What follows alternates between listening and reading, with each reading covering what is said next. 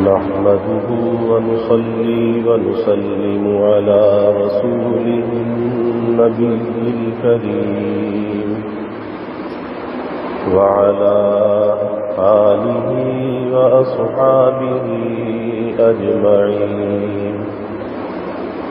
اللهم صل على سيدنا ومولانا محمد وعلى آل سيدنا ومولانا محمد وبارك وسلم صلاة وسلاما كثيرا كثيرا. توفیق الہی اور اپنے محبوب مرشد پاک کی برکت سے آج ہماری یہ پہلی نشست ہے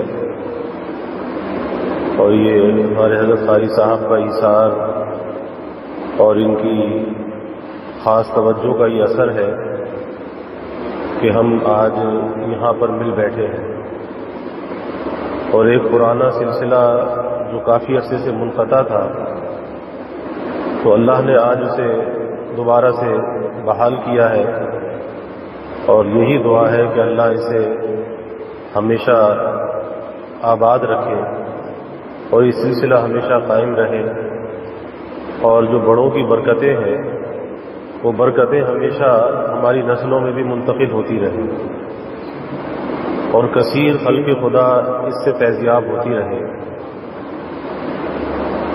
مقصد مل بیٹھنے کا ایک ہی ہے اور وہ یہ ہے کہ ہمارے اندر جو ظاہری اعتبار سے، باطنی اعتبار سے، اخلاق کے اعتبار سے، عادات کے اعتبار سے، عبادات کے اعتبار سے کوئی نہ کوئی کمی کوتاہی ہوتی ہے اور ہم میں سے ہر کوئی شخص بھی اس بات کا دعویٰ نہیں کر سکتا کہ اسے اصلاح کی ضرورت نہیں ہے. اصلاح کی ضرورت ظاہر ہے کہ ہم سب کو ہے، سب طالب اصلاح ہیں اور یہ مل بیٹھنا ایک ایسا تبادلہ خیال ہے کہ جس سے اپنی خرابیوں کا بھی انسان کو پتہ چلتا ہے، پھر خرابیوں کو دور کرنے کا فکر بھی پیدا ہوتا ہے اور پھر اللہ تعالیٰ جب فکر پیدا ہوتا ہے تو اللہ تعالیٰ کچھ اس کے لیے راستے پیدا فرما دیتے ہیں، اس کے کچھ ذرائع پیدا فرما دیتے ہیں کہ جس کے ذریعے سے انسان اپنی زندگی کے سفر کو، جو سفر اس کا اللہ کی طرف چل رہا ہے، تو اس سفر کو آسانی کے ساتھ طے کر لیتا ہے. اثر میں اکثر معمول یہی ہے سفر میں، حضر میں، کہ اکابر اولیاء امت کے مواعظ اور ملفوظات اس کے پڑھنے کا معمول ہے اور اکابر کی جو تعلیمات ہے، بالخصوص حکیم الامت مجدد الملت حضرت تھانوی رحمۃ اللہ علیہ کہ جو اس زمانے میں تصوف کا جنہیں امام بھی کہا جاتا ہے اور اس کا مجدد بھی کہا جاتا ہے، تو یہ حضرت تھانوی رحمۃ اللہ علیہ کے ملفوظات ہیں جس میں حضرت نے تصوف کی حقیقت کو بیان کیا ہے کہ تصوف کی حقیقت کیا ہے، تصوف کہتے کس کو ہے. کیونکہ مجدد تھانوی رحمۃ اللہ علیہ کے زمانے میں اور اس سے پہلے تصوف چند اوراد و وظائف کا نام تھا اور پیری مریدی جو تھی وہ ہدایہ اور نذرانوں کا نام تھا کہ بس پیر کو ہدیہ دے دیا، نذرانہ دے دیا، بیعت ہو گئے. اب یہ سوچا کہ یہ پیر ہمیں بخشوا دے گا، ہمیں کچھ کرنے کی ضرورت نہیں ہے. بیعت ہونا کیا تھا؟ گویا کہ جنت کا سرٹیفکیٹ مل جانا تھا اور جو اس کا ایک ہدیہ اور نذرانہ تھا وہ اس کو پیش کر دیا، اب اس کے بعد بے فکر ہو گئے. تو ایک ایسی گمراہی چل رہی تھی. مجدد تھانوی رحمۃ اللہ علیہ نے اس طریق کو واضح کیا کہ تصوف کا مقصد کیا ہے، اس پیری مریدی کا مقصد کیا ہے، اس کو کھول کھول کر بیان فرمایا اور اتنا اس کی حقیقت کو واضح کیا کہ حضرت نے خود فرمایا کہ اب میں نے اس طریق کو اتنا واضح کر دیا ہے کہ اب کوئی پیر کسی مرید کو دھوکہ نہیں دے سکتا. پھر اسی طرح فرمایا کہ اللہ نے مجھے معاشرت کا مجدد بنا کر بھیجا ہے کیونکہ اس طریق اور سلوک میں حضرت نے تجدیدی کام انجام دیے. اس سے پہلے جو چیزیں لوگوں کی ذہنوں سے محو ہو چکی تھی ان حقیقتوں کو حضرت تھانوی رحمۃ اللہ علیہ نے کھول کر بیان کیا کہ اصل اس کا مقصد کیا ہے. تو یہ حکیم الامت حضرت تھانوی رحمۃ اللہ علیہ کے ملفوظات ہیں. اور یوں تو حضرت تھانوی رحمۃ اللہ علیہ نے ہر موضوع پر قلم اٹھایا ہے.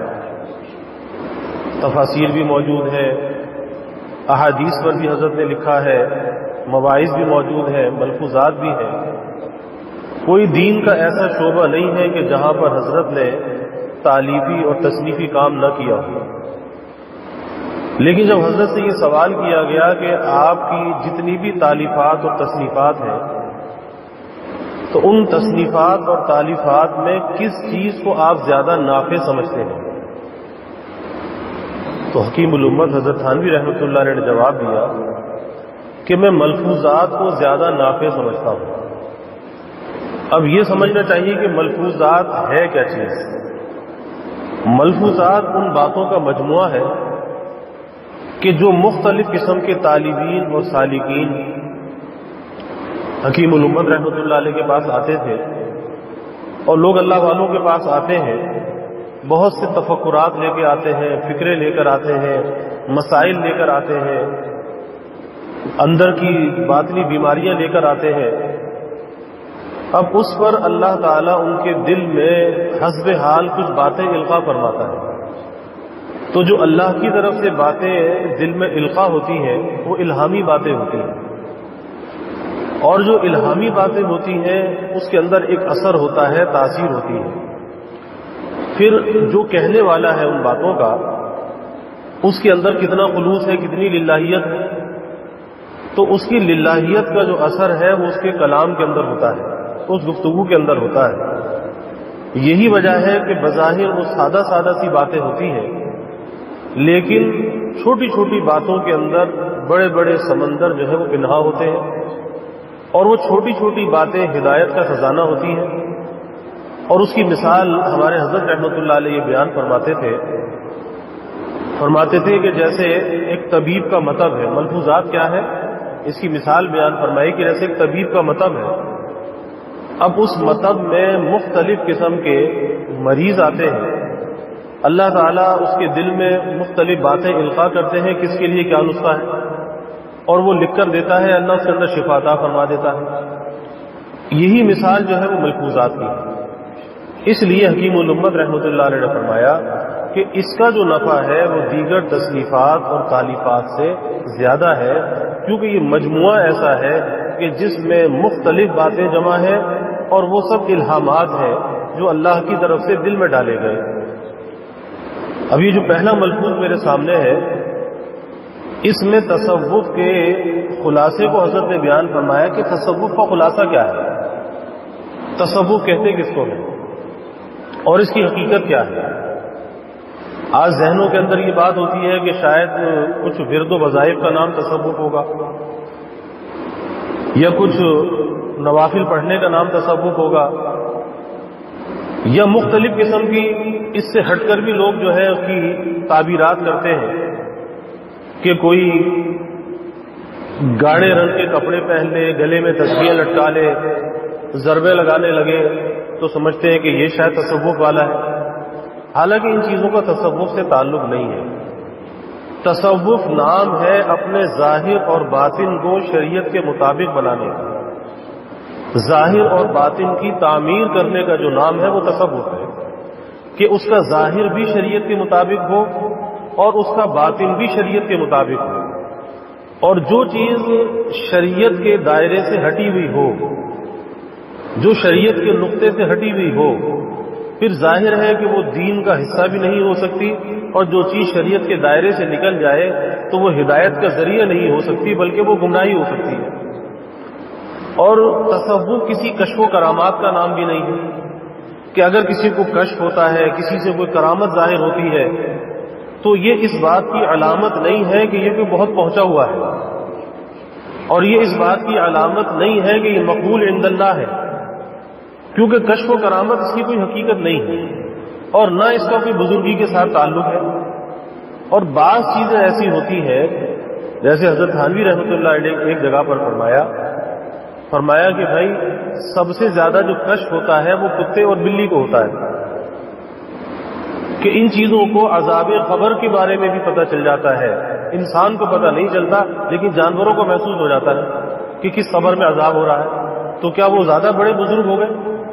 فرمایا کہ کشف و کرامات جو ہے اس کا تعلق بزرگی سے نہیں ہے۔ اسی لیے جنید بغدادی رحمۃ اللہ علیہ فرماتے تھے کہ اگر کوئی ہوا میں اڑ کر دکھائے، فرمایا کہ متاثر مت ہونا، اور اگر کوئی پانی پر چل کر دکھائے تو متاثر مت ہونا، کیونکہ پانی پر تنکے بھی تیرتے ہیں اور ہوا میں پرندے بھی اڑتے ہیں، تو یہ کوئی کمال کی بات نہیں۔ ہاں کمال یہ ہے کہ اس کی زندگی قدم بہ قدم ہو رسول اللہ صلی اللہ علیہ وسلم کی، اور جس کی زندگی قدم بہ قدم ہے رسول اللہ صلی اللہ علیہ وسلم کے، یہ صاحب کمال ہے۔ چاہے ساری زندگی میں اس سے کسی کشف اور کرامت کا ظہور نہ ہوا ہو، لیکن یہ صاحب کرامت ہے، یہ صاحب کشف ہے کہ یہ اسے استقامت حاصل ہے رسول اللہ صلی اللہ علیہ وسلم کے مبارک طریقوں پر۔ کہ مجدد تھانوی رحمۃ اللہ علیہ نے ایک عجیب بات یہ فرمایا کہ سب سے بڑا کشف یہ ہے، سب سے بڑا کشف یہ نہیں کہ غیب کی چیز نظر آ جائے، یہ کشف نہیں، سب سے بڑا کشف یہ ہے کہ انسان کو اپنا عیب نظر آ جائے، انسان کو اپنا عیب نظر آ جائے، یہ سب سے بڑا کشف ہے۔ اور سب سے بڑی کرامت یہ ہے کہ دین پر استقامت حاصل ہو جائے، تو یہ ہزاروں کرامتوں سے یہ چیز بڑی ہوئی ہے۔ اب کون سا کشف، کون سی کرامت؟ آج جو دین سے جتنا ہٹا ہوا ہو، جو زیادہ اول پھول بکتا ہو، گالیاں بکتا ہو، لیکن لوگ اس کے زیادہ معتقد ہو جاتے ہیں۔ کوئی مجذوب کہتا ہے، کوئی کچھ اور کہتا ہے، اور زندگی اس کی شریعت سے ہٹی ہوئی ہے، کہتے ہیں اس کو کشف ہوتا ہے، بڑا صاحب کرامت ہے۔ تو کشف اور کرامت کی تعریف میں نے عرض کر دی کہ کون کتنا صاحب کشف ہے، کتنا صاحب کرامت ہے، اس کا پتہ جب چلتا ہے کہ جب اسے اپنے عیوب نظر آنے لگے۔ ارے اندر کی چیز جسے نظر نہ آئے تو باہر کی چیز کیا نظر آئے گی؟ پہلے تو اپنے اندر کی چیز نظر آنی چاہیے۔ تو سب سے بڑا کشف کیا ہے کہ اپنے عیوب اسے نظر آئیں، اپنی خرابیاں اسے نظر آئیں، یہ سب سے بڑا کشف ہے۔ اور سب سے بڑی کرامت استقامت ہے، جسے کہا کہ استقامت ہزاروں کرامتوں سے بڑی ہوئی ہے، ہزاروں کرامتوں سے، یعنی لاکھ انسان کو کرامتیں اس سے ظاہر ہو جائیں، لیکن اگر دین سے وہ ہٹا ہوا ہے تو وہ کرامت کسی کام کی نہیں۔ اور پھر دین پر جو استقامت ہے، جو ہزاروں کرامتوں سے بڑی ہوئی ہے، یہ استقامت کل وہاں پہ نجات کا ذریعہ بن جائے گی۔ تو یہ تصوف کی تعریف ہے کہ اپنے ظاہر اور باطن کی تعمیر کرنا، ظاہر اور باطن کی، لیکن اس ظاہر اور باطن کی تعمیر کیسے کرنا؟ وہ شریعت کے مطابق کرنا، شریعت کے دائرے میں رہ کر کرنا، اور پھر شریعت کے دائرے میں رہ کر کسی رہبر کی رہبری کے اندر چلنا، لیکن کسی ایسے رہبر کا انتخاب کرنا کہ جس کی زندگی شریعت کے تابع ہو، جس کی زندگی رسول اللہ صلی اللہ علیہ وسلم کے طریقوں پر ہو، جو دین کا علم رکھتا ہو، وہ کوئی نہ خود گمراہ ہو نہ گمراہی کی باتیں کرتا ہو۔ تو ایسے کی رہبری کے اندر اپنی زندگی کے سفر کو طے کرنا اور پھر اپنے ظاہر اور باطن کی تعمیر کرنا، یہ اصل چیز ہے اور یہ اصل راستہ ہے۔ اب اس کی تفصیل حکیم الامت حضرت تھانوی رحمۃ اللہ علیہ نے بیان فرمائی کہ ہر کام کرنے کا کوئی مقصود ہوتا ہے، کسی نہ کسی کوئی نہ کوئی مقصود انسان کے ذہن میں ضرور ہوتا ہے۔ ایک آدمی تجارت کرتا ہے تو مقصود ہے، ملازمت کرتا ہے تو مقصود ہوتا ہے، اس سے آمدنی ہوگی، تجارت سے نفع ہوگا، شادی کرتا ہے تو ظاہر ہے کہ مقصود ہے کہ اولاد حاصل ہوگی، اپنی خواہشات انسان کی اس کی تکمیل ہوگی۔ تو ہر کام سے کوئی نہ کوئی مقصود ضرور ہوتا ہے۔ اسی طریقے سے جب آدمی اس اللہ کے راستے میں لگتا ہے، سلوک اللہ، اللہ تک پہنچنے کا جو راستہ ہے، اور اس سلوک کو جب وہ طے کرنا چاہتا ہے تو یہاں پر بھی تو اس کا مقصود ہونا چاہیے۔ اگر مقصود انسان کے پیش نظر نہ ہو تو پھر اس کے لیے منزل کا ملنا مشکل ہو جاتا ہے کہ ایک آدمی یہاں سے اگر کسی شہر کا سفر کرنا چاہے تو پہلے اس کو تعین کرنا پڑے گا کہ میں جانا کہاں چاہتا ہوں، اس کے لیے کون سے راستے کا انتخاب کرنا ہوگا کہ جس کے ذریعے سے میں منزل پر پہنچ جاؤں۔ تو مقصود کا جو تعین ہے وہ بہت ضروری ہے۔ اسی طریقے سے اس راستے میں جو اللہ تک پہنچنے کا راستہ ہے جسے سلوک کہتے ہیں، اور اس راستے پر چلنے والے کو سالک کہتے ہیں، تو اس کا مقصد کیا ہے؟ اس کا ایک ہی مقصد ہے، اور وہ مقصد ہے رضا حق، اللہ تعالیٰ کی رضا حاصل ہو جائے۔ کیا فرما رہے ہیں حضرت؟ فرماتے ہیں کہ مقصود سلوک رضا حق ہے، اللہ کی رضا ہے۔ اب اس میں کوئی کیفیت نہیں، کوئی مزہ نہیں، کوئی طبیعت کا لگنا نہیں، طبیعت کا اچاٹ ہونا نہیں، جس حال میں بھی ہے، جیسا بھی ہے، کس لیے کام کرنا ہے، کس لیے نیکی کرنی ہے، کس لیے مجاہدہ کرنا ہے، ذکر اذکار کرنے ہیں، کس لیے کرنے ہیں؟ اللہ کو راضی کرنے کے لیے۔ اب یہاں پر طالب مولا بننا ہے، کسی مزے کا، کسی کیفیات کا طالب نہیں بننا۔ تو پہلی چیز یہ ہے کہ انسان اپنے ذہن کو صاف رکھے کہ مقصد تو رضا الہی ہے، اللہ کی رضا کا حاصل کرنا ہے۔ اب اس اللہ کی رضا کو حاصل کرنے کے لیے جب یہ راستہ طے کرنا ہے تو اس راستے میں مشقت بھی پیش آئے گی، تکلیف بھی پیش آئے گی، مجاہدہ بھی کرنا پڑے گا۔ تو اس مشقت اور مجاہدے کے لیے اپنے کو آمادہ کرنا کہ ایک آدمی کراچی سے اگر کہیں کا سفر کرتا ہے، سکر جاتا ہے، لاہور جاتا ہے، اس کے ذہن میں یہ ہوتا ہے کہ سفر کا تعب، سفر کی مشقت برداشت کرنی پڑے گی، اور بغیر مشقت کو برداشت کیے منزل مقصود پر نہیں پہنچ سکتا۔ اور اگر کوئی یہ سوچے کہ مشقت کیسے برداشت کروں گا تو منزل پہ پہنچ نہیں سکتا۔ منزل پر پہنچنے کے لیے مشقت کا برداشت کرنا یہ ضروری ہے۔ اسی طریقے سے اللہ تک جو پہنچنے کا راستہ ہے بڑے مزے کا راستہ ہے، بہت مزے کا راستہ ہے، لیکن اس راستے پر بھی مشقتیں پیش آتی ہیں، رکاوٹیں پیش آتی ہیں۔ کہیں پر انسان کی طبیعت رکاوٹ بن جاتی ہے، کہیں پر ماحول رکاوٹ بن جاتا ہے، کہیں پر کوئی دوست رکاوٹ بن جاتا ہے، کہیں پر گھر والے رکاوٹ بن جاتے ہیں، بہت سی رکاوٹیں پیش آتی ہیں۔ اب ان رکاوٹوں کو عبور کرنا، اس کے لیے تکلیف ہے، مشقت ہے، مجاہدہ ہے۔ تو اس مشقت اور مجاہدے کے لیے اپنے کو آمادہ کرنا کہ یہ مشقت اور مجاہدہ میں برداشت کروں گا، کس کے لیے کروں گا؟ اللہ کے لیے کروں گا، اللہ کو پانے کے لیے کروں گا۔ تو یہ سب سے پہلی چیز یہ ہے کہ اپنے کو اس بات پر آمادہ کرنا۔ کیوں؟ آج بہت سے لوگ نیک بننا چاہتے ہیں، نیکی پر چلنا چاہتے ہیں، لیکن کہتے ہیں کہ جی گناہ سے تو بچا نہیں جاتا، اور نیکی تو ہم سے کی نہیں جاتی۔ دل میں ارادہ بھی ہوتا ہے، سوچتے بھی ہیں، لیکن نیکی کرنے کی مشقت اس کے لیے اپنے کو آمادہ نہیں کرتے، اور گناہ سے بچنے کی مشقت اس کے لیے اپنے کو آمادہ نہیں کرتے۔ یہی وجہ ہے کہ نہ نیکی کر پاتے ہیں، نہ گناہ سے بچ پاتے ہیں۔ اس لیے پہلی چیز کیا ہے کہ نیکی کے کرنے میں بھی مشقت آئے گی۔ کوئی ایسی چیز نہیں ہے کہ میٹھا حلوہ ہے کہ جیسے منہ میں رکھا اور نگل لیا، کوئی تکلیف ہی نہ ہوئی۔ نہیں، تکلیف تو پیش آئے گی، مجاہدہ پیش آئے گا، کیونکہ سب سے بڑا ہمارا نفس رکاوٹ ہے، جو ہمارے اندر کی چیز ہے۔ باہر سے شیطان رکاوٹ ہے، ماحول رکاوٹ ہے، کہیں پر گھر والے رکاوٹ ہے، کہیں پر بیوی رکاوٹ ہے، کہیں پر دوست رکاوٹ ہے۔ ایک رکاوٹ نہیں، بہت سی رکاوٹیں ہیں۔ اب ان رکاوٹوں کا مقابلہ کرنا، اس کو عبور کرنا، اس کے لیے مجاہدہ ہے، اس کے لیے مشقت ہے۔ اور جو اس مشقت کے لیے اپنے کو آمادہ کرتا ہے کہ چاہے کچھ بھی ہو جائے، میں نے یہ راستہ طے کرنا ہے، میں نے اپنے اللہ کو پانا ہے، میں نے اپنے اللہ تک پہنچنا ہے، جب اپنے آپ کو آمادہ کر لیتا ہے تو پھر اللہ کی مدد اس کے ساتھ ہوتی ہے، پھر وہ تنہا نہیں ہوتا، پھر اللہ کی مدد اس کے ساتھ ہوتی ہے، اور قدم قدم پر اللہ کی معیت اس کے ساتھ ہوتی ہے، اور اس کا مشاہدہ انسان کھلی آنکھوں سے کرتا ہے، کھلی آنکھوں سے۔ پھر اسے یہ استحضار ہوتا ہے کہ گناہ سے اگر بچ گیا تو میں نہیں بچا، میرے اللہ نے مجھے بچا دیا۔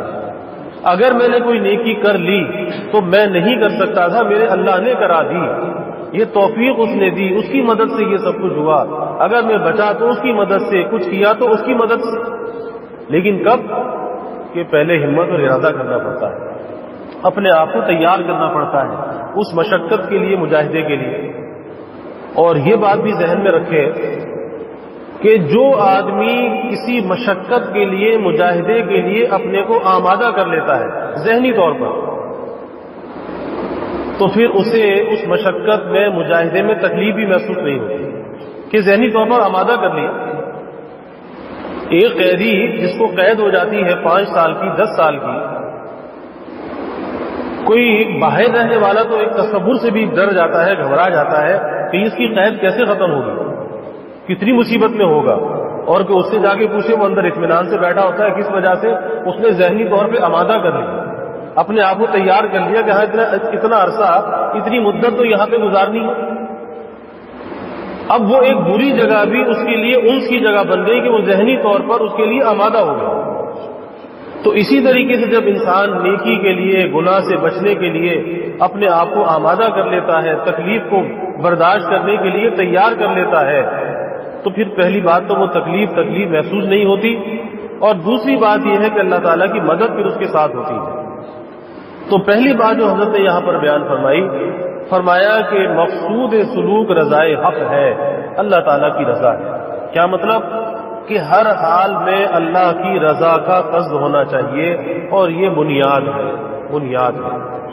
یہی وجہ ہے حکیم الامت حضرت تھانوی رحمۃ اللہ علیہ کے یہاں جب کوئی بیعت ہونے کے لیے آتا تھا تو حضرت کے یہاں جو بیعت ہوتی تھی وہ فوراً اور جلدی بیعت نہیں ہوتی تھی، اور اس کا سبب کیا تھا؟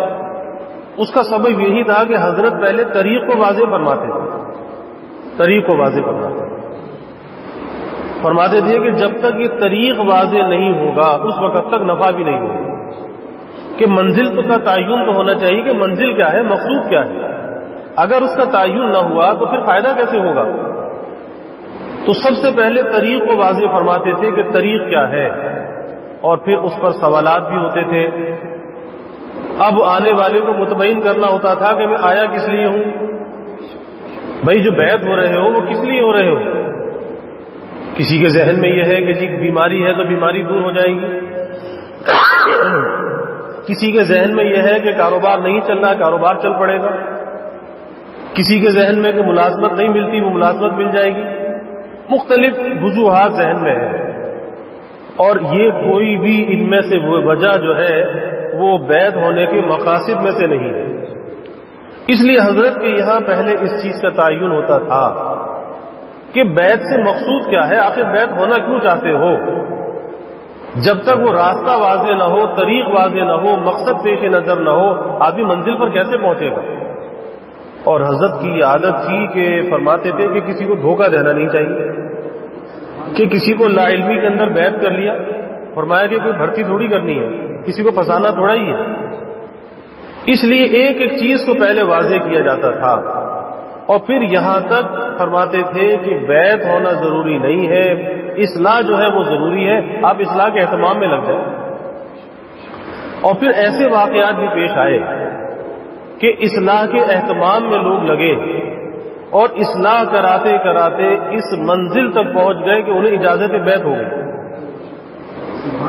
اور جب اجازت بیعت ہوئی تو اب انہوں نے کہا کہ حضرت ہم تو ابھی تک آپ سے بیعت بھی نہیں ہوئے اور اجازت ہو گئی، فرمایا کہ بھائی اب بیعت کر لیتا ہوں۔ تو ایسا بھی ہوا کہ اصلاح پہلے ہوئی، اجازت پہلے ہوئی، اور بیعت بعد میں ہوئی۔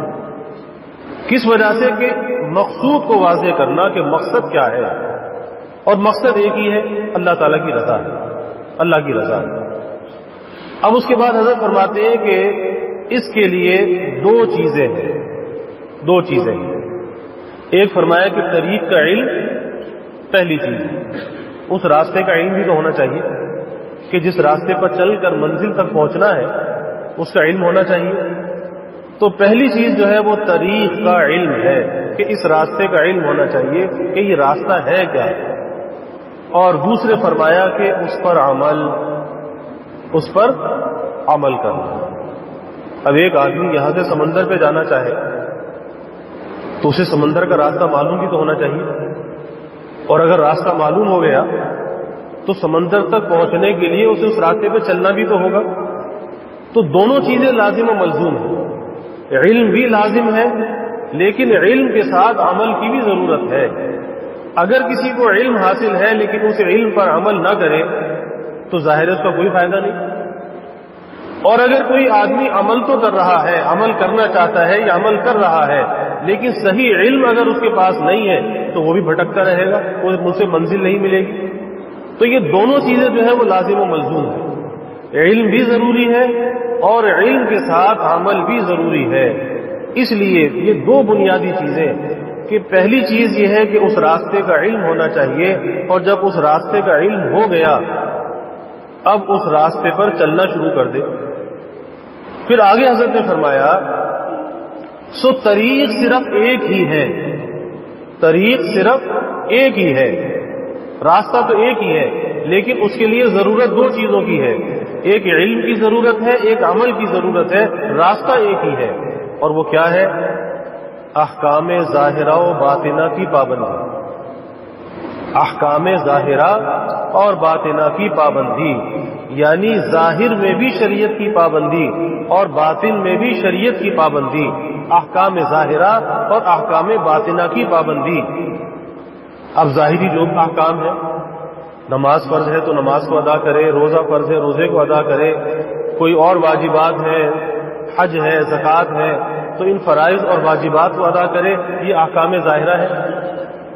اور پھر اس کے ساتھ احکام باطنہ کہ یہ جو دل ہے، اب یہ دل، اس کا دل کیسا ہونا چاہیے؟ کیونکہ جتنے بھی ظاہر کے احکام ہیں، اعمال ہے، اس کی گزرگاہ جو ہے یہ دل ہے، اور اس دل کی جو مثال ہے وہ ایک زمین کی ہے۔ اب جتنی ظاہری عبادات ہیں اس کی جو مثال بزرگوں نے بیان فرمایا کہ اس کی مثال ایک بیج کی ہے۔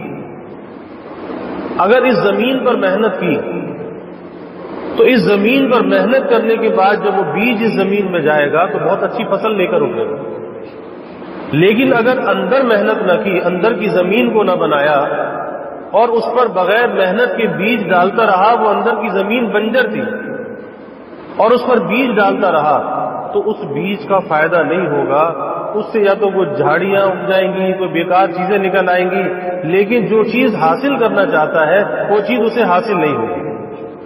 اس لیے فرمایا احکام ظاہرہ اور احکام باطنہ کی پابندی، اور یہ دونوں چیزیں مشکل نہیں ہیں، مشکل نہیں ہے۔ کبھی کوئی سوچے کہ پتہ نہیں کیا ہے، کس مشکل میں ہمیں ڈال رہے ہیں، یہ کوئی مشکل کام ہے، تو یاد رکھیے کہ یہ مشکل نہیں ہے۔ آدمی اپنی زندگی کے تمام کاموں کو انجام دیتے ہوئے، نہ اس سے بیوی بچے چھڑوائے جاتے، نہ کاروبار، نہ ملازمت، کچھ بھی نہیں چھوڑنا پڑتا، دنیا کے سارے کاموں کو انجام دیتے ہوئے اپنے ظاہر کی تعمیر بھی کر سکتا ہے، اپنے باطن کی تعمیر بھی کر سکتا ہے۔ اس کے لیے کچھ چھوڑنے کی ضرورت نہیں، بلکہ ایک فکر کی ضرورت ہے، ایک فکر کی شمع انسان کے اندر روشن ہو جائے کہ کس وقت پر میں نے کیا کام کرنا ہے، شریعت مجھ سے کس کام کا تقاضا کس وقت میں کرتی ہے، اور کس وقت میں کون سا حق مجھ سے وابستہ ہے۔ بس جس وقت میں جو حق وابستہ ہو ان حقوق کی ادائیگی کرتا چلا جائے، یہ کون سا مشکل کام ہے؟ ارے اس میں تو کوئی مشکل ہے نہیں۔ اس لیے بعض دفعہ ذہن کے اندر یہ بات آتی ہے کہ اگر ہم اپنے ظاہر کو بنائیں گے، باطن کو بنائیں گے، تو پھر ہمیں شاید اچھا کھانا چھوڑنا پڑے گا، اچھا مکان چھوڑنا پڑے گا، یا کوئی اچھی سواریاں چھوڑنا پڑیں گی، تو یاد رکھیے کہ کچھ بھی نہیں چھوڑنا پڑے گا۔ تو احکام ظاہرہ اور باطنہ کی پابندی، فرمایا کہ اس طریق کا معین دو چیزیں ہیں۔ اب آگے دو چیزوں کی ضرورت ہے کہ کوئی خوراک بھی تو ہونی چاہیے، کہ مدد کس چیز سے حاصل ہوگی، تو اس کے لیے فرمایا کہ دو چیزوں کی ضرورت ہے، ایک ذکر جس پر دوام ہو سکے، ایک ذکر جس پر دوام ہو سکے، یعنی دوام کا مطلب کیا کہ جسے پابندی کے ساتھ نبھا سکے، یہ نہیں کہ ایک دن تو بیٹھ کے بہت سا کر لیا اور پھر چھوڑا تو مہینوں نام بھی نہ لیا، یہ نہیں، چاہے تھوڑا تھوڑا کرتا رہا لیکن پابندی سے کرتا رہا، یہ ہے دوام، یہ ہے استقامت۔ تو پہلی چیز فرمائی کہ ذکر جس پر دوام ہوتی ہے، دوام، استقامت، یہ بہت بڑی چیز ہے۔ اور دوسرے فرمایا کہ صحبت اہل اللہ جس کثرت سے مقدور ہو، جتنی زیادہ مل سکتی ہو، صحبت اہل اللہ۔ اب اس کے لیے مددگار یہ دو چیزیں، اللہ تک پہنچنے کا راستہ ہے نا، اب علم بھی ہے، عمل بھی ہے، لیکن قوت کہاں سے آئے؟ اب اس قوت کو حاصل کرنے کے لیے دو چیزوں کی ضرورت ہے، ایک ذکر کی ضرورت ہے، ایک صحبت کی ضرورت ہے۔ اور ان دونوں چیزوں کے اندر اللہ نے ایک تاثیر رکھی ہے، ذکر میں بھی تاثیر رکھی ہے اور صحبت میں بھی تاثیر رکھی ہے، کہ صحبت کا اثر یہ ہوتا ہے کہ جس کی صحبت میں بیٹھتا ہے اس صحبت کے اثرات خود بخود منتقل ہونے لگتے ہیں، خود بخود منتقل ہونے لگتے ہیں، غیر اختیاری طور پر، غیر ارادی طور پر وہ اثرات منتقل ہونے لگتے ہیں۔ حکیم الامت حضرت تھانوی رحمۃ اللہ علیہ نے اپنا واقعہ بیان کیا، فرمایا کہ ایک مرتبہ مجھے محسوس ہوا کہ میری طبیعت میں بہت زیادہ رقت اور ایک نرمی اور ایک عجیب سی کیفیت میرے اندر پیدا ہو رہی ہے اور غیر اختیاری طور پر پیدا ہو رہی ہے۔ تو فرمایا کہ میں نے غور کیا، میں نے سوچا کہ آخر یہ کیا وجہ ہے کہ یہ آخر تبدیلی اندر خود بخود کیوں آ رہی ہے؟ فرمانے لگے جب میں نے غور کیا، سوچا، تو میں نے یہ محسوس کیا کہ ایک حکیم صاحب تھے، میں ان کے پاس علاج کے لیے جایا کرتا تھا، دوا لینے کے لیے جایا کرتا تھا، تو وہ مزاج کے بہت نرم تھے، بہت خلیق تھے۔ میں تھوڑی دیر ان کے پاس بیٹھتا تھا، اپنا عرض حال کرتا تھا، دوا لیتا تھا، واپس آ جاتا تھا۔ تو فرمایا کہ اس تھوڑی سی دیر بیٹھنے کا یہ اثر تھا کہ مجھے اپنی طبیعت میں یہ تبدیلی محسوس ہونے لگی، غیر ارادی، غیر اختیاری طور پر، کہ نرمی اور بہت ہی عاجزی، تو یہ کیفیت مجھے محسوس ہونے لگی۔ اب تھوڑی سی دیر کی اس صحبت میں، جبکہ وہ قصد اور ارادے کے ساتھ اس لیے نہیں جاتے تھے، لیکن چونکہ ان کا مزاج تھا، وہ نرم مزاج تھے، خلیق تھے طبیعت کے، اس کا اثر خود بخود منتقل ہونے لگا۔ تو جو آدمی نیک صحبت میں قصد اور ارادے کے ساتھ جائے تو پھر کتنا اس کے اندر تبدیلی واقع ہوگی اور کتنا وہ اس کے اثرات کو قبول کرے گا۔ اسی لیے حکیم الامت حضرت تھانوی رحمۃ اللہ علیہ نے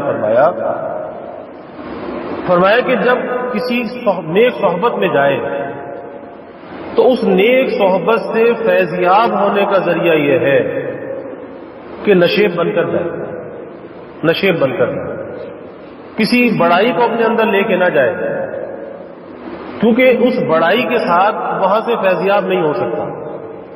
اور فیض کی جو مثال ہے، وہ فیض کی جو مثال ہے وہ پانی کی ہے، اور پانی ہمیشہ نشیب میں جاتا ہے، پانی اونچائی میں نہیں جاتا۔ تو فرمایا کہ جب نشیب بن کر جائے گا، یعنی عز و انکسار کے ساتھ جائے گا، تو یہ فیض خود بخود تیری طرف منتقل ہونے لگے گا۔ اور ہمارے حضرت مسیح امت رحمۃ اللہ علیہ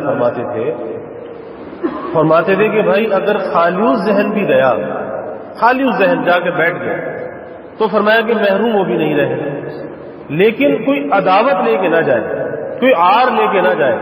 اس آر اور عداوت کے ساتھ تو کبھی فیضیاب نہیں ہو سکتا، لیکن خالی ذہن بھی اگر گیا تو جب بھی محروم نہیں رہے گا۔ تو یہاں پر دو چیزیں حضرت نے بیان فرمائی، ایک فرمایا کہ ذکر جس پر دوام ہو سکے، ذکر، اللہ کا ذکر بہت بڑی چیز ہے، اور آج ذکر ہماری زندگیوں سے نکلتا جا رہا ہے۔ جتنا ذکر سے انس ہونا چاہیے اور جتنا اللہ کا ذکر کرنا چاہیے، آج وہ اللہ کا ذکر ہم نہیں کرتے۔ یہی وجہ ہے کہ دل کی آبادی جو اللہ کے ذکر سے ہے، آج یہ دل آباد نہیں ہے، آج یہ دل ویران ہے، ویران ہے۔ ان دلوں کے اندر وحشت ہے، اور یہ نسل ایک اجڑے ہوئے گھر کے ہیں، ویران گھر کے ہیں۔ ان دلوں کی آبادی تو اللہ کے ذکر سے ہے، اور ذکر بھی وہ جو دوامن کیا جائے، دوامن کیا جائے، یعنی ہمیشہ کیا جائے، پابندی کے ساتھ کیا جائے۔ پھر آگے فرمایا، اور اگر صحبت میں کثرت کے لیے فراغ نہ ہو، ایک آدمی اس کے پاس فرصت نہیں، اب وہ کیا کرے؟ تو اگر فراغ نہ ہو تو بزرگوں کے حالات و مقالات کا مطالعہ اس کا بدل کہ بزرگوں کے حالات کا مطالعہ کرے اور ان کے مواعظ اور ملفوظات کا مطالعہ کرے. اور یہ قائم مقام صحبت کے ہے کہ اللہ والوں سے اپنے لیے کوئی کتاب تجویز کرا لے اور پھر اس کتاب کو اپنے مطالعے کے اندر رکھے اور پھر گاہے گاہے صحبت کا اہتمام کرے یا اپنے حالات کی اطلاع کرتا رہے. تو یہ ایسے شخص کے لیے کہ جس سے صحبت میسر نہ ہو تو یہ قائم مقام صحبت کے ہے. اور فرمایا کہ دو چیزیں اس طریق میں یا مقصود میں مانے، یعنی دو چیزیں تو اس کے لیے مددگار ہیں. کیا مددگار ہے؟ ایک ذکر مددگار ہے، اللہ کا ذکر، اور ایک نیک صحبت اس کے لیے مددگار ہے. لیکن فرمایا کہ دو چیزیں رکاوٹیں بھی ہیں کہ جہاں فائدے والی چیزوں کا انسان کو پتہ ہو تو وہاں پر نقصان سے بھی آگاہ ہونا چاہیے اور فائدے سے زیادہ نقصان سے بچنے کا پہلے فکر کرنا چاہیے، کیونکہ نقصان سے بچے گا جبھی تو فائدے میں جائے گا. وہ تجارت جو پہلے خسارے سے بچے گی جبھی تو نفع میں جائے گی.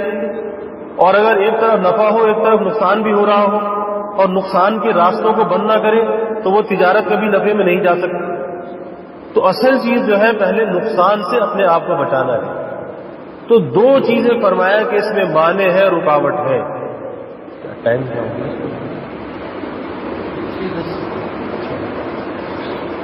تو دو چیزیں رکاوٹ ہیں. ایک تو فرمایا کہ معاصی، گناہ، اللہ کی نافرمانی، یہ رکاوٹ ہے. اور دوسرے فرمایا کہ فضول میں مشغولی، فضول میں مشغولی، یہ بھی رکاوٹ ہے. اب گناہ کو تو کسی حد تک انسان سمجھتا ہے، بری چیز بھی سمجھتا ہے. کبھی شامت اعمال سے مشغول ہو گیا تو ڈرتا بھی ہے، توبہ بھی کر لیتا ہے، استغفار بھی کر لیتا ہے. لیکن یہ جو فضول میں مشغولی ہے اس سے بہت زیادہ نقصان ہے. فضول میں جس کا کوئی فائدہ نہیں، لا یعنی. لا یعنی کسے کہتے ہیں کہ جس کے کرنے کا کوئی فائدہ نہیں، چھوڑنے کا کوئی نقصان نہیں، یہ لا یعنی ہے، فضول ہے. تو آج کے اس زمانے میں جو بڑا نقصان ہو رہا ہے وہ اس فضول کا ہو رہا ہے، فضول کا ہو رہا ہے. اور یہی فضول انسان کو گناہ میں لے جانے کا ذریعہ بن جاتا ہے. کس وجہ سے آدمی سوچتا ہے کہ گناہ تو ہے نہیں. یعنی اس فضول کو کیا کہتے ہیں؟ مباح کہتے ہیں، جائز کام، مباح کام. اور حکیم الامت حضرت تھانوی رحمۃ اللہ علیہ نے ایک عجیب بات یہ فرمایا کہ اس مباحات کی جو سرحد ہے وہ معصیت سے ملی ہوئی ہے کہ اس مباح سے اگر باہر نکلے گا تو گناہ کے اندر مبتلا ہوگا. اور یہی مباح، یہی جائز یعنی فضول کام، لا یعنی کام، یہ گناہ میں لے جانے کا ذریعہ بن جائے گا. اور حضرت نے یہاں تک فرمایا کہ جو کام مفضی الی المعصیت ہو کہ خود اپنی ذات میں تو وہ گناہ نہیں ہے لیکن گناہ میں لے جانے کا ذریعہ ہے، بن سکتا ہے، فرمایا اس سے بھی اس طرح بچنا چاہیے جیسے گناہ سے بچا جاتا ہے. اس سے بھی اس طرح بچنا چاہیے کہ جو مفضی الی المعصیت ہو جائے اس سے بھی فرمایا کہ بچو. تو آج کے اس زمانے میں جو ہمارا بہت بڑا حرج ہو رہا ہے، نقصان ہو رہا ہے، وہ اس فضول سے ہو رہا ہے. اور یہ فضول انسان کو معصیت میں لے جانے کا ذریعہ بن رہا ہے. چھوٹی سی مثال ہے کہ کہیں دو دوست مل بیٹھے، دو رشتے دار مل بیٹھے. اب یہ ملنا ایک مباح کام ہے، جائز کام ہے، کوئی گناہ کی بات نہیں ہے. آپس میں باتیں کرنا مباح چیز ہے، کوئی گناہ کی بات نہیں ہے. لیکن باتیں کرتے کرتے جب وہ ٹریک بدل جاتا ہے اور پھر کسی کا ذکر آ جاتا ہے، کسی کی غیبت شروع ہو جاتی ہے، کسی پر الزام تراشیاں شروع ہو جاتی ہیں، کسی پر بہتان بازیاں شروع ہو جاتی ہیں. اب وہی جائز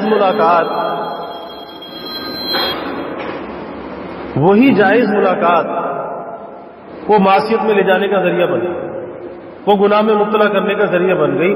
حالانکہ وہ ملاقات بری نہیں تھی، وہ تو جائز کام تھا، ایک مباح کام تھا، اس میں کوئی حرج بھی نہیں تھا، لیکن ذریعہ بن گیا غیبت کا، الزام کا، بہتان کا. اب وہ مفضی الی المعصیت ہو گیا. اس لیے حضرت نے فرمایا کہ اس سے اسی طرح بچو جیسے گناہ سے بچا جاتا ہے کہ ایک غیبت میں لے جانے کا ذریعہ بن گیا. غیبت گناہ کبیرہ ہے اور سوچا یہ تھا کہ جائز کام ہے، کون سا برا کام ہے. تو اس سے بچنا چاہیے۔ میں یہ کر رہا تھا کہ آج جو بڑا نقصان ہو رہا ہے وہ فضولیات سے ہو رہا ہے، فضولیات سے، کہ آج ہمارے وقت کا بہت بڑا سرمایہ فضول کاموں کے اندر خرچ ہوتا ہے، جس کا حاصل کچھ نہیں ہوتا، اکثر اپنا نقصان کر بیٹھتے ہیں۔ اور اس کی ایک مثال آج کے زمانے میں یہ موبائل فون کہ اب کسی فضول کے لیے کہیں چل کر بھی جانا نہیں پڑ رہا۔ یہ پہلے تو ہوتا تھا نا کہ کرنے کے لیے کہیں جانا پڑے گا، کہیں چل کر بھی جانا نہیں پڑ رہا، دکان پر ہے، دفتر میں ہے، گھر میں ہے، گاڑی میں ہے، راستے پر ہے۔ لیکن یہ ایک ایسا برا ساتھی ہے کہ ہر وقت ساتھ ہے، ضرورت میں کلام نہیں، لیکن آج ضرورت سے زیادہ بلا ضرورت اس کا استعمال ہے، اور یہ فضول میں لے جانے کا ذریعہ بن رہا ہے کہ سوچا کہ چلو کہیں سے کوئی اچھا پروگرام سن لیں، کسی کا بیان سن لیں، لیکن جب بیان کھولنے کے لیے گئے تو بیان تو 4 سامنے آئے اور 10 بری چیزیں سامنے آ گئی، 10 بری چیزیں سامنے آ گئی۔ اب وہ بیان سنتے سنتے اس بیان کی طرف تو نہ گیا، بس کہیں اور انگلی ٹچ ہو گئی، وہ کہیں اور پہنچ گیا، تو بجائے نفع کے نقصان ہو گیا۔ یعنی ایک عجیب اس کے اندر یہ خرابی ہے کہ کسی اچھی چیز کو آپ کھولو تو اگر 2 اچھی چیزیں سامنے آتی ہیں تو 4 بری چیزوں کے نیچے بھی آ رہی ہوتی ہیں، ساتھ ساتھ چل رہی ہوتی ہے، ساتھ ساتھ فوراً جو ہے انسان کو دعوت گناہ ملتی ہے۔ اب ظاہر ہے نفس بھی انسان کے ساتھ ہے، انسان خلوت میں ہے، تنہائی میں ہے، کوئی اسے دیکھنے والا موجود نہیں ہے، تو کہیں نہ کہیں نفسانیت کے شکار ہو جاتا ہے۔ اب بظاہر ایک ایسا آلہ جو کہ ضرورت کی چیز ہے، اس میں کلام نہیں ہے، لیکن آج یہ بھی سب سے زیادہ فضولیات کا ذریعہ بن رہا ہے، اور کچھ نہیں تو بیٹھے بیٹھے اس کو میسج بھیج دو اور اس کو میسج بھیج دو، اس کو میسج بھیج دو۔ تو فضول کسی کوئی مقصد ہو تو آدمی کوئی کام کرے، تو آج اس میں بھی ہمارا وقت ضائع ہو رہا ہے۔ اور یہ کیا ہے؟ یہ 2 موانعات ہیں، رکاوٹیں ہیں۔ کس چیز میں رکاوٹ ہے؟ اللہ تک پہنچنے کا جو راستہ ہے اس میں رکاوٹ ہے۔ ایک گناہ رکاوٹ ہے اور ایک فضول رکاوٹ ہے۔ تو گناہ کو تو انسان برا سمجھتا ہے، اور جس چیز کو برا سمجھتا ہے اس کی مذمت بھی دل میں ہوتی ہے، اور جس کی مذمت دل کے اندر ہو کبھی نہ کبھی ندامت آتی ہے، توبہ کی توفیق مل جاتی ہے، لیکن اس فضول کو برا نہیں سمجھتا۔ یہی وجہ ہے کہ اس کی مذمت نہیں آتی بلکہ اس کی ضرورت بڑھتی جاتی ہے، اس کا استعمال بڑھتا جاتا ہے۔ تو پھر انسان کیسے اپنے کیے پر توبہ کرے گا، کیسے اپنے اللہ سے معافی مانگے گا؟ تو یہ 2 رکاوٹیں ہیں، 2 اس کے مددگار ہیں، معین 2 چیزیں ہیں، اللہ کا ذکر ہے، نیک صحبت ہے، اور 2 رکاوٹیں ہیں، ایک گناہ معاصی اور دوسرے فضول میں مشغولی۔ پھر آگے فرمایا کہ ایک امر ان سب کے نافع ہونے کی شرط ہے، ایک چیز جو یہ ساری باتیں جتنی بیان کی اس کے نفع مند ہونے کے لیے ایک چیز شرط ہے، اور وہ فرمایا اطلاع حالات کا انتظام، اطلاع حالات کا انتظام، کہ اگر کسی سے بدپریزی ہو جائے، ڈاکٹر نے تو کہا تھا کہ یہ کام مت کرنا، یہ چیز مت کھانا، استعمال نہ کرنا، اور اگر وہ کھا لی، بدپریزی کر لی، تو اب کیا مطلب ڈاکٹر سے چھپانا چاہیے؟ نہیں، جا کے بتا دینا چاہیے کہ بھائی مجھ سے بدپریزی ہو گئی، شوگر کا مریض تھا میں نے میٹھا زیادہ استعمال کر لیا، نزلے زکام کا مریض تھا میں نے ٹھنڈا زیادہ استعمال کر لیا، تو ڈاکٹر کیا کرے گا؟ ڈاکٹر کو تریاق دے دے گا، اور جب وہ تریاق دے گا تو اس بری چیز کا اثر ختم ہو جائے گا، جو چیز مضر تھی اس مضر چیز کا اثر ختم ہو جائے گا۔ تو اسی طریقے سے اگر انسان کسی فضولیات میں مشغول ہو جائے یا معاصیات میں مشغول ہو جائے، گناہوں میں مشغول ہو جائے، لیکن اپنے رہبر کے ساتھ اپنے تعلق کو کمزور نہ کرے، تعلق کو کمزور نہ کرے، یہاں پر شیطان بہکاتا ہے، شیطان یہ بہکاتا ہے کہ ارے خطا تو نے کر لی ہے، اب اگر تو بتائے گا کہ نے ایسا کیا ہے، وہ کیا کہیں گے؟ تیری تو نظر ان کی نظر میں تیری عزت گر جائے گی، تیری تو عزت خاک ہو جائے گی۔ تو یہ بھی یہی سوچتا ہے، اب اس بوجھ کو اپنے اوپر رکھا رہتا ہے، اور یہ بوجھ ایسا بوجھ ہوتا ہے کہ جب رہبر کا دامن ہاتھ میں ہے تو یہ بوجھ اپنے اوپر نہیں رکھنا چاہیے، اس بوجھ کو آگے منتقل کر دینا چاہیے، کوئی تریاق لے لینا چاہیے تاکہ اس بوجھ کا وہ تریاق مل جائے اور یہ مسئلہ حل ہو جائے، ورنہ یہ بوجھ ایسا بوجھ ہے کہ کہ یہ زندگی میں ترقی میں رکاوٹ بنا رہتا ہے، انسان اللہ سے دور ہوتا رہتا ہے، پھر اللہ کے قریب نہیں ہوتا، کیونکہ یہ چیزیں حجابات بنتی ہیں، یہ چیزیں رکاوٹیں بنتی ہیں۔ اس لیے اس بوجھ کو فوراً منتقل کرنا چاہیے، اور اس کے لیے کیا ہے؟ اطلاع حالات کا انتظام، اطلاع حالات کا انتظام۔ اور پھر آج تو جدید سہولتیں موجود ہیں۔ ایک زمانہ تھا کہ جب رابطے کے لیے مدتوں لگتی تھی، کہ خط لکھا جاتا تھا، پہنچتا تھا، جواب آتا تھا، 15-20 دن، مہینہ گزر جاتا تھا، لیکن اس کے باوجود بھی لوگوں کے اندر فکر ہوتی تھی کہ اہتمام کرتے تھے۔ ہمارے حضرت رحمۃ اللہ علیہ نے، آپ اندازہ لگائیے، حضرت مسیح الامت رحمۃ اللہ علیہ کے ساتھ جو مکاتبت ہے 1000 سے زائد خطوط ہے، 1000 سے زائد۔ اب کتنی مشقت والی مکاتبت ہے کہ کہاں انڈیا میں جلال آباد، کہاں سکھر، اور پھر وہ مکاتبت۔ پھر ایسا زمانہ بھی آیا کہ جب 2 دفعہ جنگیں ہوئی اور آپس کے تعلقات منقطع ہو گئے، تو پھر وایا سعودی عرب جو ہے وہ خط بھیجے گئے اور وہاں سے جواب آئے، لیکن مکاتبت کا سلسلہ منقطع نہیں کیا۔ تو آج تو یہ جدید ذرائع ابلاغ موجود ہے، یہ کمیونیکیشن کے ذرائع موجود ہیں، لیکن افسوس کہ اس سے انسان فائدہ نہیں اٹھاتا اور اس بوجھ کو اپنے اوپر رکھتا ہے۔ یہی وجہ ہے کہ یہ بوجھ رکاوٹ بن جاتا ہے، حجاب بن جاتا ہے اللہ اور بندے کے درمیان، شیخ اور مرید کے درمیان۔ پھر وہ جو فیض کا جو راستہ ہے وہ کمزور سے کمزور تر ہوتا رہتا ہے۔ اس لیے چاہے جیسا بھی ہو، مولانا روم رحمۃ اللہ علیہ نے حکایت بیان کی کہ ایک شخص دریا کے کنارے کھڑا ہے اور میلا کچیلا ہے، آلودہ ہے، اور دریا سے کہہ رہا ہے کہ میں تیرے اندر کیسے آؤں، میں تو اتنا گندا ہوں، اتنا برا ہوں۔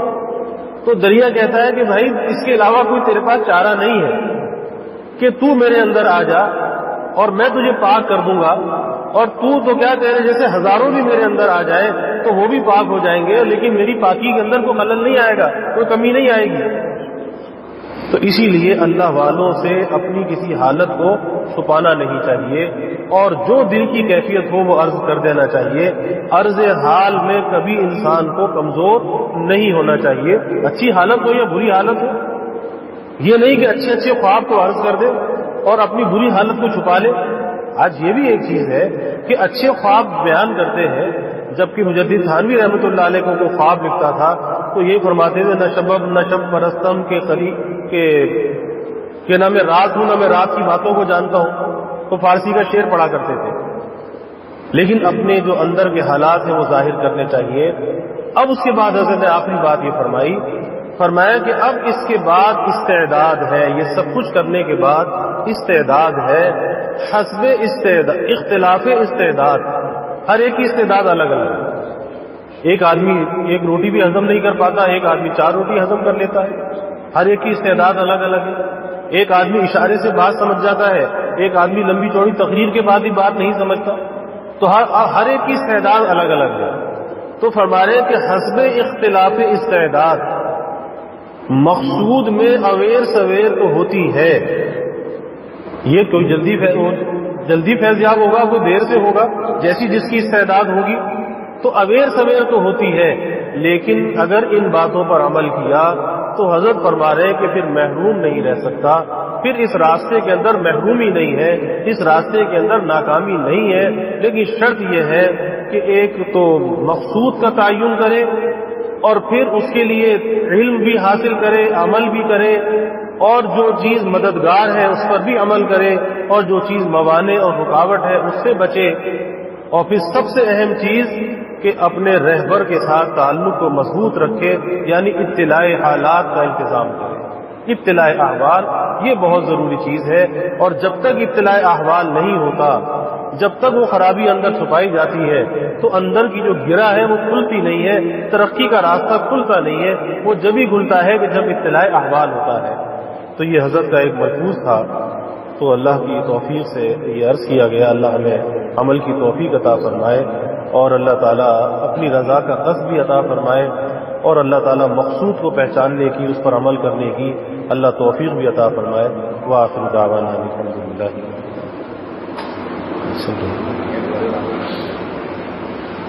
الحمدللہ رب العالمین والعاقبۃ للمتقین، والصلاة والسلام علی اشرف الانبیاء والمرسلین اللهم صل على سيدنا ومولانا محمد وعلى آل سيدنا ومولانا محمد وبارك وسلم.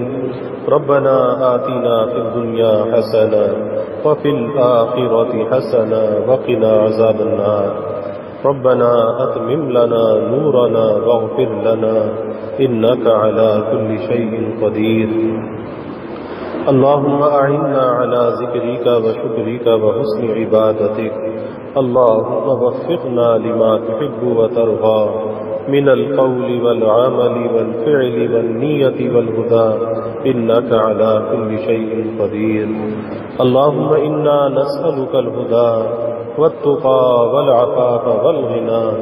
اللهم إنا نسألك الصحة والعفة والأمانة وحسن الخلق والرضا بالقدر. اللهم أعنا بالعلم وزينا بالحلم وأكرمنا بالتقوى وجملنا بالعافية.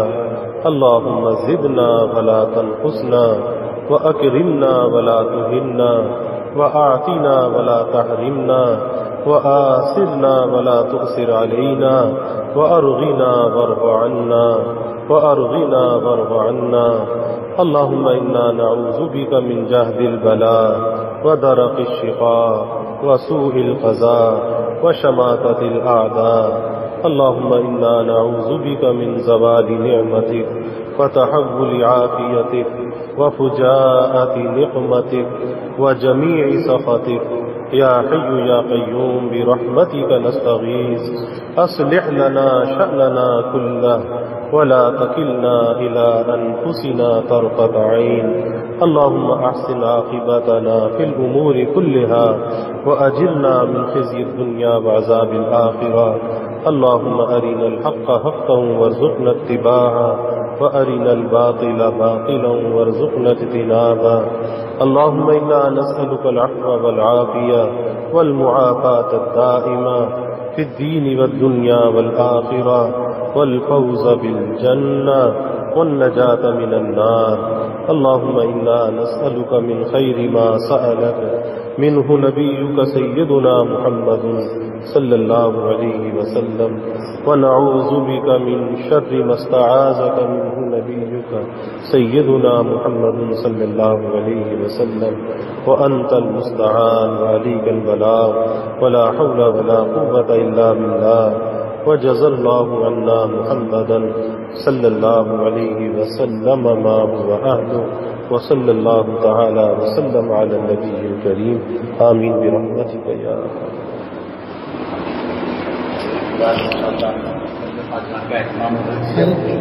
مغربی